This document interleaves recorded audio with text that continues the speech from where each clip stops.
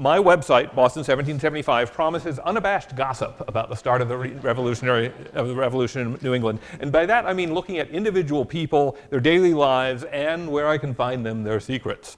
Looking at as closely as possible at their stories. And today, I'm going to tell stories about the individuals of one family in revolutionary Boston, the Gores, the extended family.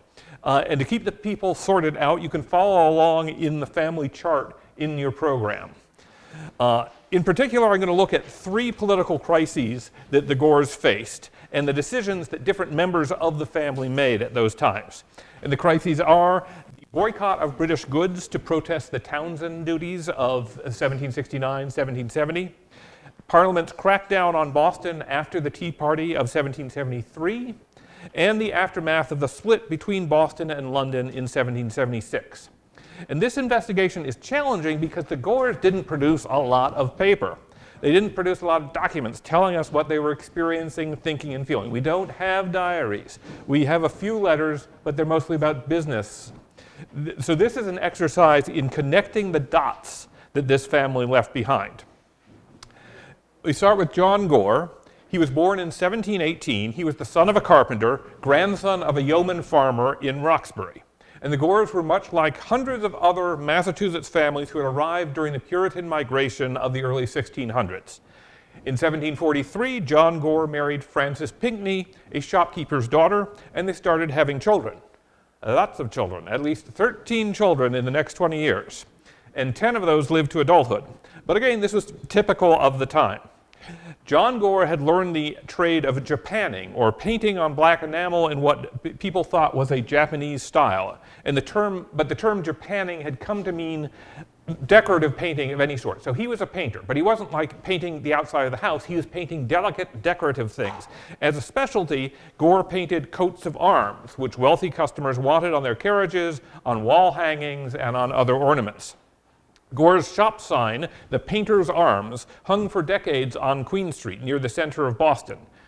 In the early 20s, so just when he was starting out, Gore took on an apprentice, a fatherless teenager named David Mason, and he started growing his business. He put out ads in the newspapers promising coach and carpet painting done in the best and cheapest manner. We know the family worked on a carriage for John Hancock, like this one. We know because we have their invoice in the Boston Public Library. And this is John Singleton Copley's portrait of Hancock. So this is the epitome of a Boston gentleman. John Gore, in contrast, was a luxury craftsman, like the silversmith and engraver Nathaniel Hurd, shown here in his own Copley portrait. Now, for his portrait, Hurd dressed as much like a gentleman as he could. He had his books. He was an engraver. So he had books. He had a banyan, a dressing gown, and a nightcap. He was supposed to look like a scholarly gentleman. But Copley showed him with an open collar, which he only did for men in the mechanical class. Everyone else, like Hancock, had a closed collar.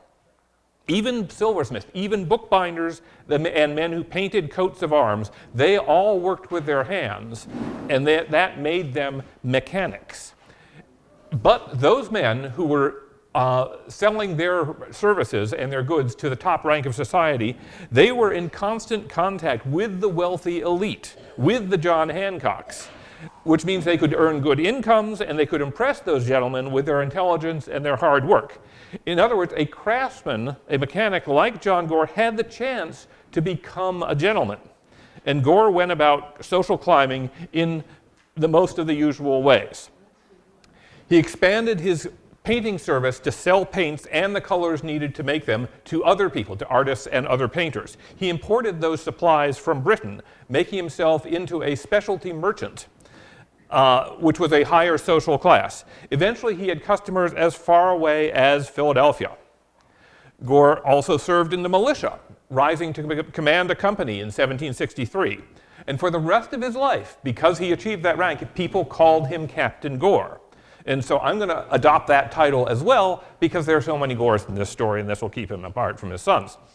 Captain Gore bought a pew in the fashionable Brattle Street Meeting House. Captain Gore served in town offices.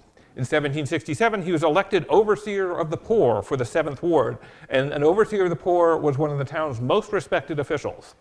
And he sent his sons to the Latin school, which prepared boys for Harvard. But the Latin school lessons didn't take for the two older boys, John Jr. and Sammy, so they dropped out, but so did 2/3 of the other Latin school entrants.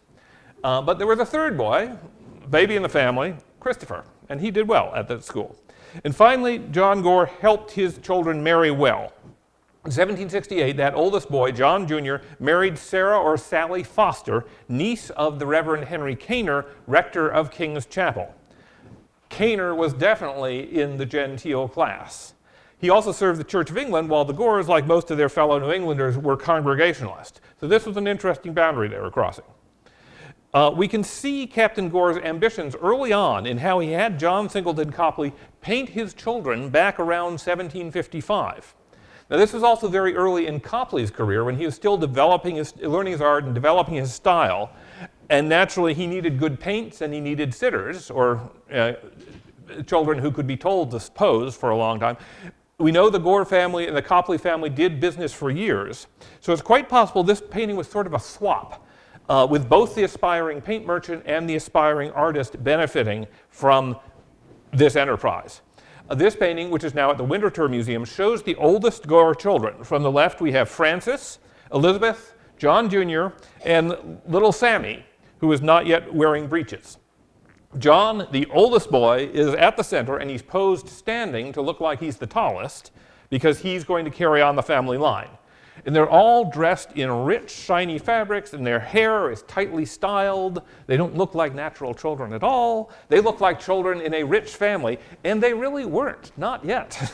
But Captain Gore had ambitions. Portraits of children from the 18th century America are rare, but he made sure he had portraits of his babies. In fact, Captain Gore had more than one painting of his children. This painting from Gore Place shows two Gore sisters, but I don't think we know which ones. In the 1760s, the title Esquire started to appear after Captain Gore's names in public records. So that was a sign he had arrived. His peers had accepted him as a gentleman. In 1771, the tax list recorded Captain Gore as the owner of a house, a separate shop, one servant for life, which was their euphemism for slave, a horse, and a cow. He owned 800 pounds worth of merchandise, and he had 575 pounds loaned out or invested with others. So that was a substantial estate by the time the pre-revolutionary turmoil was happening. Back in 1765, as Captain Gore was rising in society, Boston went into that political turmoil, starting with the Stamp Act. This was a new tax levied by Parliament that would affect nearly every aspect of life in the North American colonies.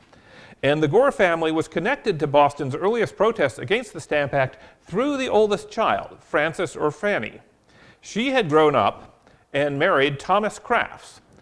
And like Captain Gore, Crafts was a carpenter's son who had trained as a Japaner. He may even have trained with Captain Gore. He may have been an apprentice. Crafts was said to be a man of immense stature with a fiery visaged complexion and a booming voice. He was also one of the few vegetarians of the period, living entirely on vegetable products and milk. Crafts was one of the Loyal Nine, a small group of politically minded mechanics and young merchants. They organized the first public protests against the Stamp Act in late 1765. They allied themselves with Samuel Adams and other older and wealthier politicians, and they seized on the title Sons of Liberty for all the men who stood with them. The Loyal Nine established Liberty Tree as a scene of protest, and they patrolled that tree. They warned political opponents not to dare to take down the effigies they hung in that tree.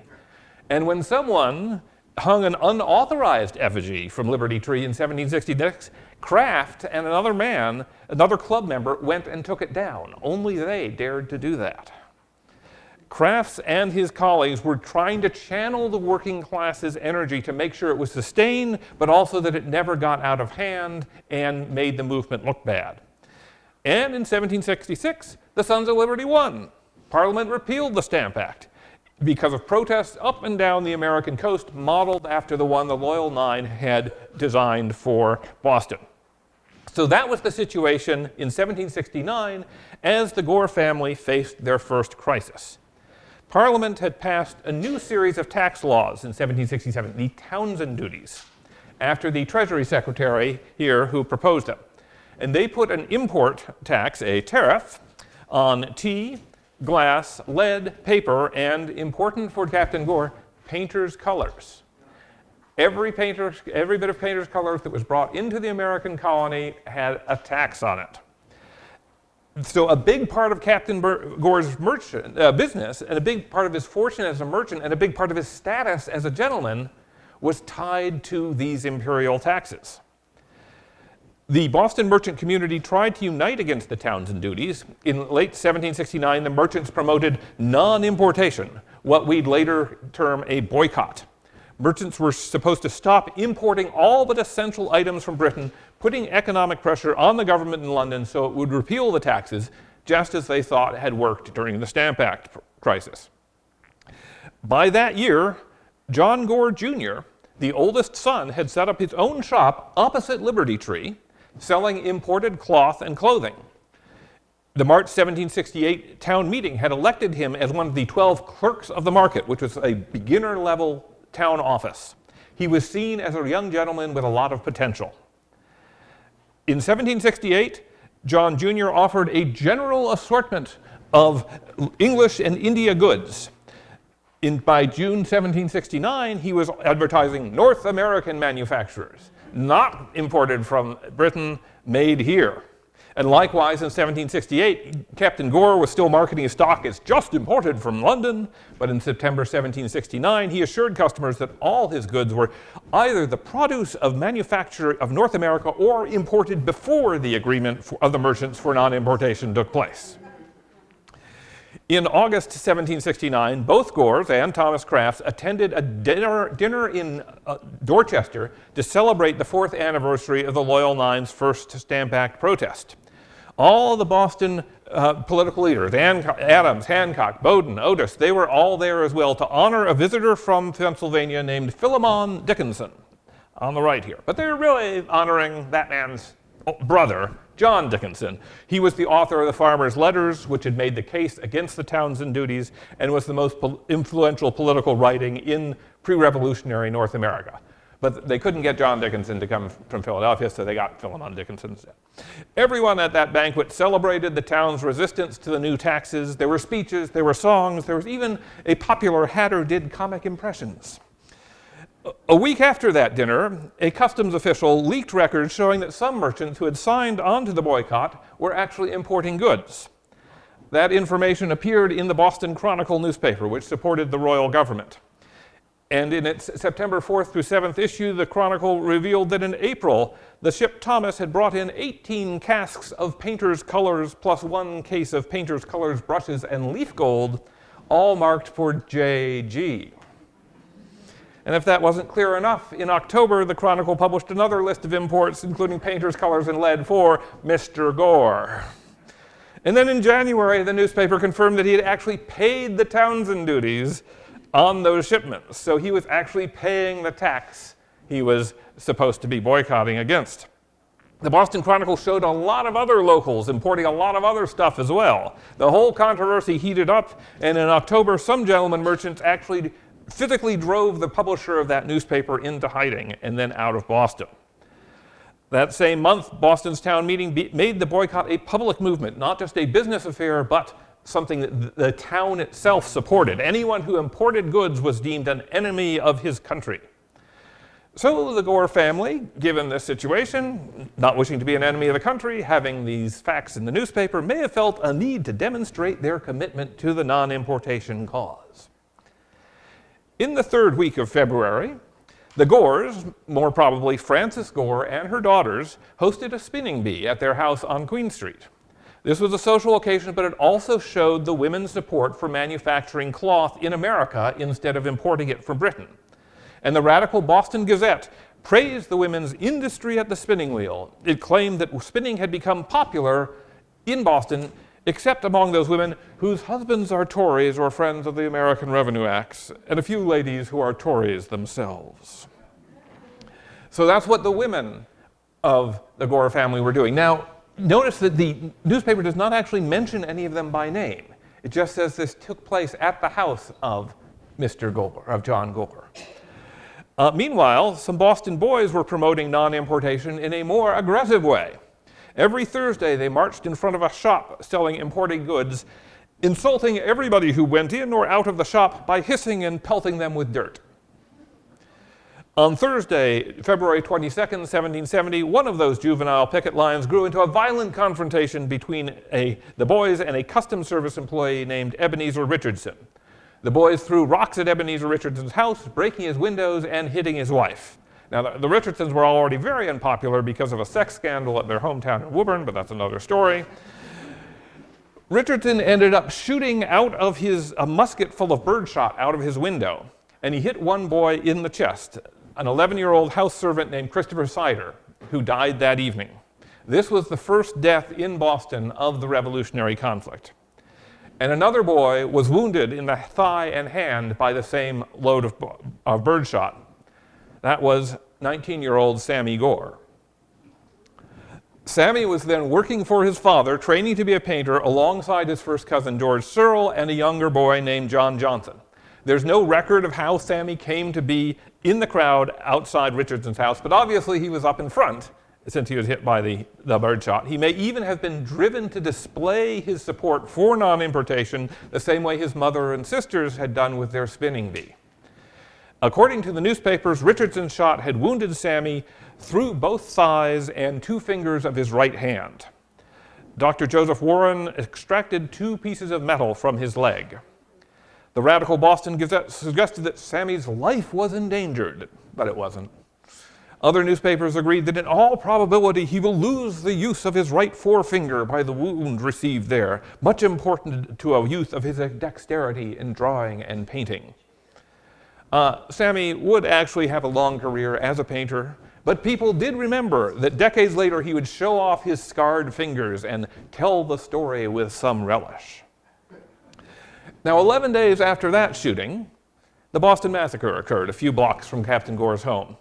Nobody in the family was involved in that violence, so far as we know. But Thomas Crafts was one of Boston's 2 elected coroners in 1770, so he presided over inquiries into the massacre death, and he testified at the soldiers' trial that fall.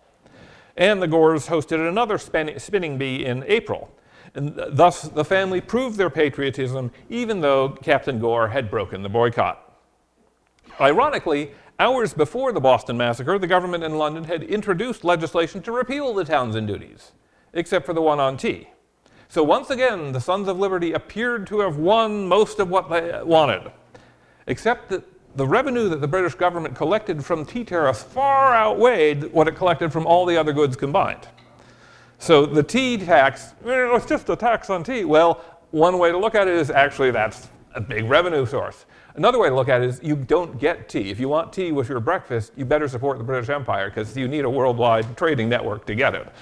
But that's not how the Americans were coming to see it.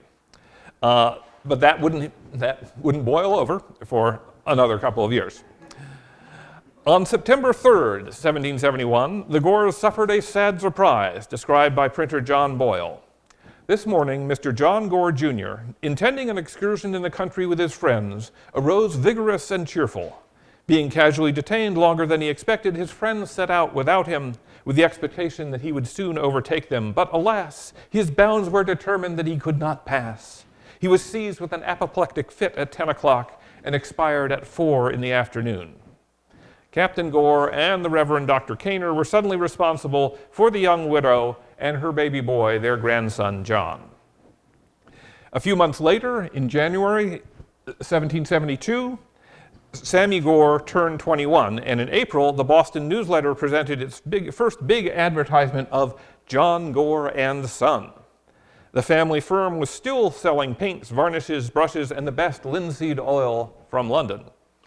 And at the bottom of the same ad, it was offering cloth from John Jr.'s stock. The next political crisis for the Gore family started in 1773, when the new Tea Act made the tea duty that was still around since 1767, but it was now a much bigger political issue. And to explain how the family was involved in this period, I have to double back and talk about Boston's militia. Almost every male in Massachusetts, aged 16 to 60, and in practice most blacks and natives as well, had to serve in the province militia. The service wasn't usually too burdensome. In fact, it was a source of pride. As Captain Gore's career showed, being an officer in the militia was a way to prove your leadership skills and you could rise in society. Of course, there were only so many officer slots to go around. So in 1765, Captain Gore's former apprentice, David Mason, and his friend Adno Paddock solved that problem for themselves by forming a new militia company. It was an artillery company called the Train, and they got to be the two top officers. After a year, Mason moved to Salem, and Paddock took over as captain. And he ordered small cannon from Britain and got his men trained by a visiting company of Royal Artillery. So the Train became a very well-disciplined militia unit, a source of pride for all of Boston. Captain Paddock was eventually promoted to Major Paddock, and he too got the title of Esquire. Serving in the Train was especially popular with mechanics and their sons, the strivers who worked with their hands but aspired to a wealthier life, young men like those in the Gore family. So it's no surprise that the Train's third in command in the early 1770s was Lieutenant Thomas Crafts. And both Sam Gore and his fellow apprentice John Johnson were members of the Train. During the crisis over the East India Company tea in November 1773, there was a big public meeting inside the Old South Meeting House, and the town leaders asked for volunteers to patrol the dock and make sure that that tea wasn't unloaded secretly. Letting the tea be unloaded would trigger the collection of the tea tax, and Boston Sons of Liberty wanted to prevent that from happening. The first patrol for the night of November 29th included 3 members of the Loyal Nine. So those guys were still at the forefront of the protest and the organizing. Admiral John Montague described the armed guards that resulted as behaving like sentinels in a garrison. The locals were drawing on their militia training and their discipline and possibly their weapons to keep the tea on the ships. On December 16, 1773, according to a carpenter named Ebenezer Stevens, the men patrolling Griffin's Wharf were volunteers from the artillery train, from that militia company. And that was the crucial night. That was just before the government deadline, and everyone knew that was when the confrontation would come to a head. After dark, about 3 dozen men with their faces disguised showed up at Griffin's Wharf to destroy the tea once and for all. And what did the guards on the wharf do? They joined in. And in one group or the other was Samuel Gore. We have no idea if Captain Gore knew about his son's activity on the night of December 16th. They just kept on with their ordinary life.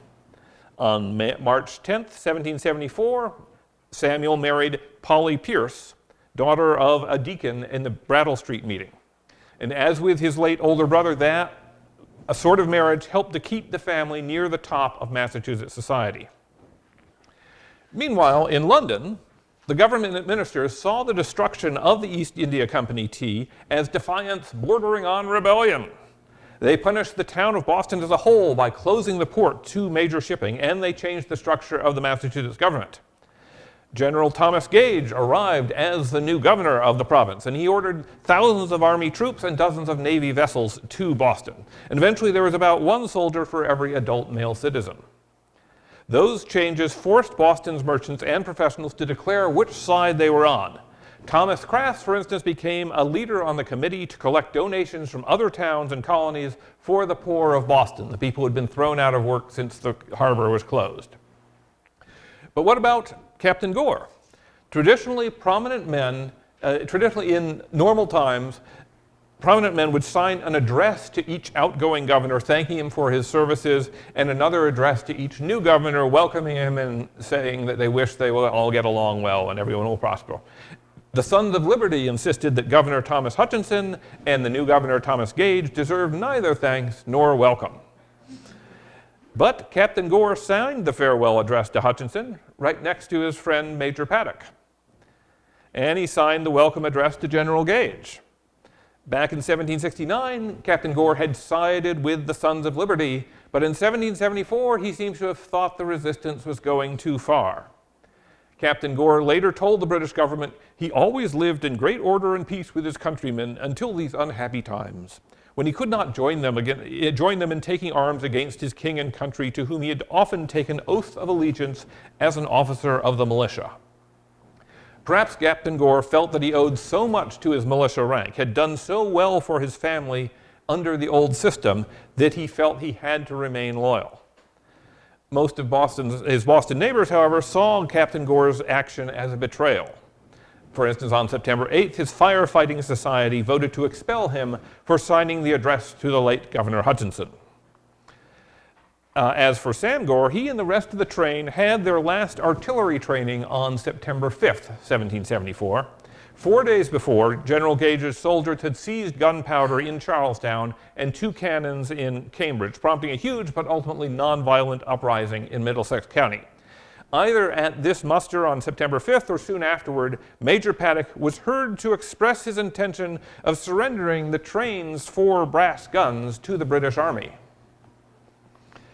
Late on the stormy night of September 14th, somebody broke into the town's old gun house or armory and took away 1 pair of cannon. The next day, General Gage doubled the sentries in front of the new gun house beside the common, we have the builder's drawings for that here. On September 16th, during roll call, when there was a lot of noise and bustle out on the common, Sam Gore and 3 other members of the train snuck into the back of the new gun house. They lifted the 250-pound brass cannons off their carriages, carried them out into the fenced yard, and hid them inside the neighboring South Riding School. Eventually, Patriots would move those cannon to a workshop in the South End, and then to a tavern in Dorchester, and finally to a farm in Concord, where the British eventually came looking for them. I wrote about that story in my book, The Road to Concord, and Samuel Gore's memory from the 1820s of what he and his comrades had done was a crucial source to figuring out what had happened and how they got those guns out. At this point, we can see that the Gore family was politically split. Captain Gore was on the side of the Crown.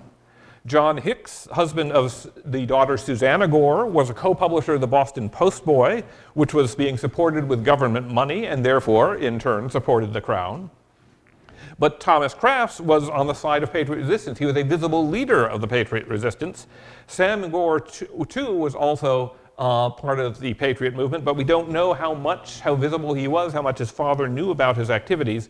There are some letters from Captain Gore in this period to London, but he doesn't say anything about politics.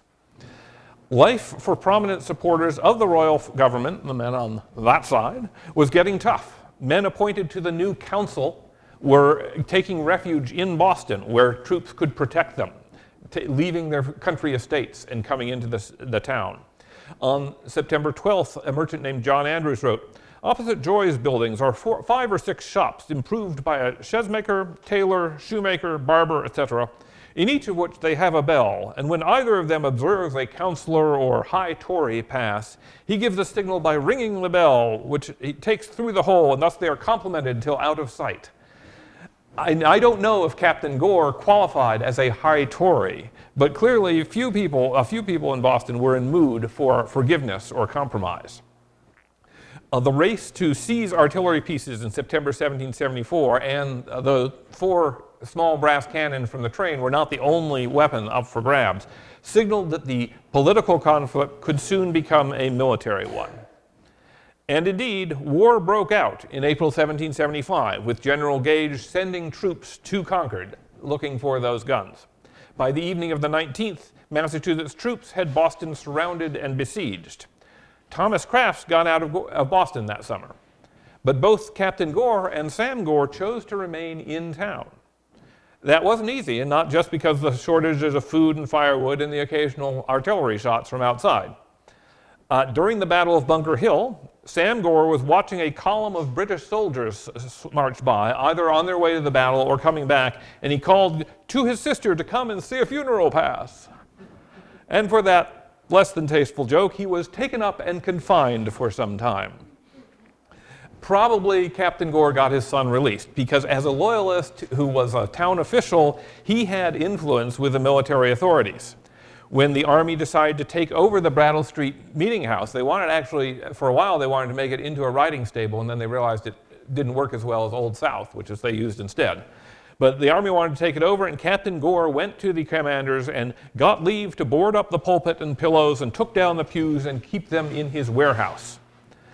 In February 1776, the acting governor asked Captain Gore and Major Paddock, along with the Reverend Dr. Kaner, to help convert the Green Dragon Tavern into a hospital. This is a picture of the Green Dragon Tavern that was actually drawn by John Gore's former apprentice, John Johnson.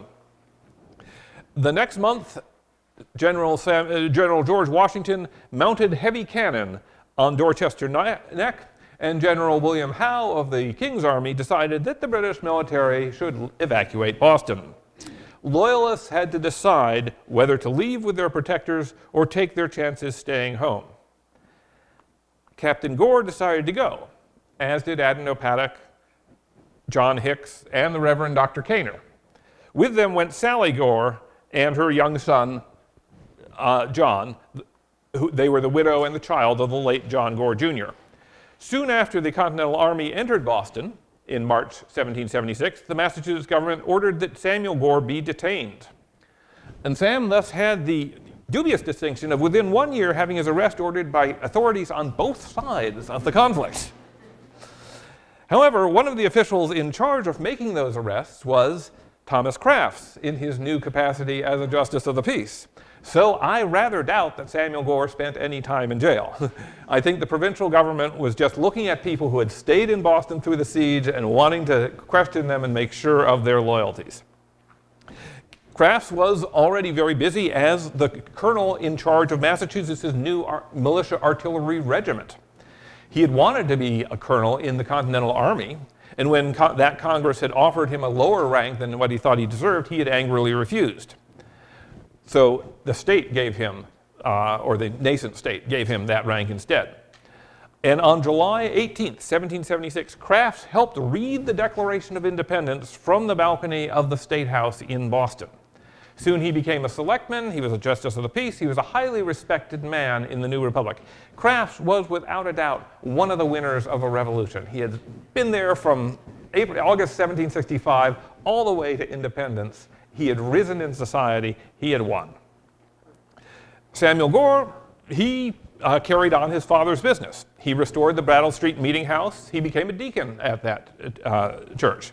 His next militia service was in the elite Cadets Company during a 3-week campaign in Rhode Island. He served in town offices. He was inducted into the Freemasons. In short, Sam Gore became a gentleman of the new republic. As for Captain John Gore, things were more difficult. After the evacuation to Halifax, he moved with Admiral Paddock to London. They didn't have a lot of money. Back in Boston, they had been important men. In London, they were small fish in a very big pond. And as this newspaper clipping, which is on the front of your program, shows, people back home looked on them with contempt. This newspaper item called men like Gore and Paddock by name, those miserable devils called Tories, that despicable class, wretched creatures, and a long train of et ceteras. All loyalists, even top officials, struggled to find a place in British society. Sarah Gore, the widow of John Gore, Jr., was living with her uncle, the Reverend Dr. Kaner, and his church status seems to have allowed him to gain some entree into high society, and her as well. In July 1776, Sally visited Lady Rockingham, and she and her uncle were invited to dine with the Duke and Duchess of Northumberland. Kaner also wrote, "Major Thompson has been very complaisant and attentive to both me and Mrs. Gore." This was Benjamin Thompson of Woburn, who you may know as Count Rumford later. And he was notorious as a seducer of both women and men, and I'm not certain that this was actually a good contact for the family to make. Gentlemen proposed marriage to Sarah Gore. In April 1777, Kaner wrote to Sally's father, "I have preserved her from a connection with the army, which I know would be disagreeable to you, and in right of a guardian or of a father, I am about to dispose of her within a day or two to a gentleman here in London, one Richard Manser, who appears to be a sober, well-bred young man, with whom I hope she will be happy." And at the bottom of that letter, Kaner wrote that Sally was now Mrs. Manser. "I performed the ceremony myself at St. Martin's Church, Westminster," which is St. Martin's in the Field. However, 8 months later, Kaner had to write, They had been married but 5 weeks when Lord Dartry called upon me and acquainted me that Mr. Manser had a wife living in a remote part of London. At the time, he was married to Sally. So she went back to using the name Sarah Gore. Earl Percy and other powerful men were promising their support, but clearly life in London was hard. As for Captain Gore, after sailing away from Boston, he never saw his wife again. In 1777, Francis Gore died back in Boston. And that same year, the Massachusetts government declared that it would confiscate the land and buildings of royal officials and persons commonly called absentees. The state would auction off those properties of people who were presumed or known to be loyalists and use that money to pay for the war effort. The government confiscated Adno Paddock's coachmaking yard on Tremont Street, for instance. That is land that is now underneath the Suffolk University Law School. A coachmaker named Thomas Bumstead, perhaps one of Paddock's former apprentices, bought that property. And a newspaper advertisement said that Captain Gore's property would be sold too. But it doesn't look like anything actually went under the gavel. Why not? Well, there are 2 reasons. First, if absentees still had close relatives living in Massachusetts, the family was generally able to keep the property, because if those relatives were going to complain and use the property and stay in the house and just not cooperate, the state really didn't have the stomach to turn anyone out of their houses. And in Captain Gore's place, or the Gore family's place, there was that 3rd son, Christopher, nicknamed Kit.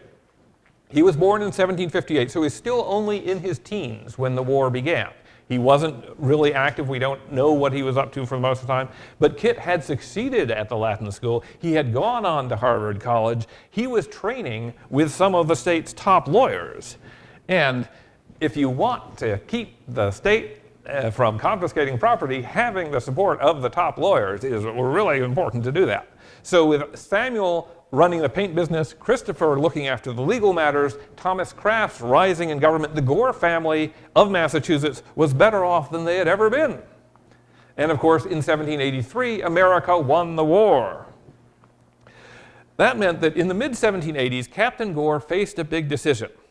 His friend, Adno Paddock, had received a royal appointment as head of the artillery on the Isle of Jersey. Paddock's sons had served in the British Army and they were helping to settle Canada, but almost all of Gore's family was back in Massachusetts. So in 1786, Gore returned to Boston in time for the wedding of his daughter Catherine, or Katie, to a merchant named Samuel Torrey. The next year, the Massachusetts legislature passed a law naturalizing him, or making Captain Gore an American citizen again. John Hicks, the printer, the husband of Susanna Gore, also returned to America. So did Sarah Gore's son, John, who became a successful merchant when he grew up. I haven't been able to track Sarah Gore herself after her uncle's death in London. It looks like Captain Gore brought along copies of a large map showing Boston during the siege, which had been made by John Singleton Copley's younger half-brother, Henry Pelham. Samuel Gore was soon advertising that map for sale in his shop, and I just love that map, so I have to show it. In 1790, in a letter to his cousin, Samuel Adams, John Adams wrote about what he called a natural aristocracy in society. By nobles, I mean not particularly a hereditary nobility or any particular modification, but the natural and actual aristocracy among mankind. The existence of this you will not deny. You and I have seen 4 noble families rise up in Boston: the Craftses, the Gores, Dawes, and Austins. Indeed, the Craft family and the Gore family, they were prospering in the new republic. They were heavily involved also in the next revolution, the Industrial Revolution. Captain Gore was one of the founding investors in a glass factory built in Boston's South End. Christopher Gore helped to draw up the papers for that company. Basically, as Massachusetts edged into this new area of law that involved incorporating companies separate from individuals, Kit Gore became one of the first corporate lawyers. He's helped set up the weaving mills in Waltham and Lowell and the Middlesex Canal and other companies. Many of those partnerships paid him, at least in part, in stock. So Christopher Gore became a wealthy man. When Captain Gore died in 1796, Samuel Gore inherited his father's stake in the glass factory. Another major owner in that enterprise was a man named Jonathan Honeywell, who had married Rebecca Gore, one of the sisters. And then after she died, he married this widow, Susanna Hicks, Rebecca's older sister, the widow of the printer. In other words, he married two Gore sisters in turn, and you can pencil that connection in on your program if you want. Together, Jonathan Honeywell and Sam Gore took over the ownership of the glass factory in the early 1800s. They built a second factory along the Middlesex Canal in Chelmsford, and one of the dormitories they built for workers is still standing there. Honeywell also served in the Massachusetts legislature. And meanwhile, as you may know, in the first decade of the 1800s, Christopher Gore served as a U.S. diplomat, a senator, and governor of Massachusetts for one term, starting in 1809. He built a stately mansion in Waltham, and Sam, his older brother Sam, supplied the paint and window glass in the construction. Things look great, right? Well, in 1827, Christopher Gore died after being ill for several years. He left Gore Place and a bequest to Harvard College, and that built what was known as Gore Hall, the university's first dedicated library building. Shortly afterward, the glass factory went bankrupt. Samuel Gore had to sell his house inside the growing city of Boston and move in with his daughter, who had married a coachmaker named Jeremiah Bumstead. And Sam Gore finally died in 1831 in that man's house on the property confiscated from his father's friend Adno Paddock half a century before. Samuel Gore died without much money, but with a lot of honor in the New Republic. An 1823 book had told the story of how he had helped to spirit the train's cannons away from the Redcoats. And his obituary revealed that back in 1773, he was among the men who had helped to destroy the East India Company tea. This was one of the first times the newspapers identified a man involved in that operation. And it was around that very time that it started to become known as the Boston Tea Party. Christopher Gore left a legacy in Gore Place, Gore Hall. Samuel Gore also left his legacy not in property, but in the changes of the Revolution. So through all that turmoil, after being split by politics and war, and despite suffering bigamy and bankruptcy, Captain Gore and his children still achieved the status of an honored and respected Boston family. Thank you.